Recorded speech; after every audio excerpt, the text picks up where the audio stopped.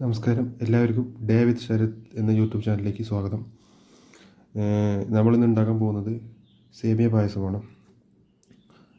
ഒരു പാക്കറ്റ് പാൽ ഉപയോഗിച്ചുകൊണ്ടുള്ള ഒരു തട്ടിക്കൂട്ട് സേമിയ പായസമാണ് നമ്മൾ ഉദ്ദേശിച്ചിരിക്കുന്നത്. അതിന് വേണ്ടിയിട്ട് ഗ്യാസിലൊരു പാത്രം വെച്ചതിന് ശേഷം അതിലേക്ക് ഒരു പാക്കറ്റ് പാൽ, പഞ്ചസാര, സേമിയ എന്നിവ ഇട്ടതിന് ശേഷം നന്നായി ഇളക്കി കൊടുക്കുക. അതിന് ശേഷം തിളച്ച് കഴിഞ്ഞ് കഴിഞ്ഞാൽ അതൊന്ന് മാറ്റി വയ്ക്കുക. ദെൻ വേറൊരു ചെറിയൊരു പാത്രം വെച്ചിട്ട് അതിൽ നെയ്യ്, അണ്ടിപ്പരിപ്പ്, ഉണക്കമുന്തിരി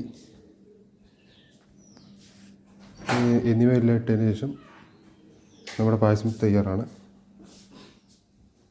അപ്പോൾ വീഡിയോ ഇഷ്ടമായാൽ ലൈക്ക് ചെയ്യുക, ഷെയർ ചെയ്യുക, സബ്സ്ക്രൈബ് ചെയ്യുക, ബെൽ ബട്ടണും കൂടി എനേബിൾ ചെയ്യുക. അടുത്ത വീഡിയോ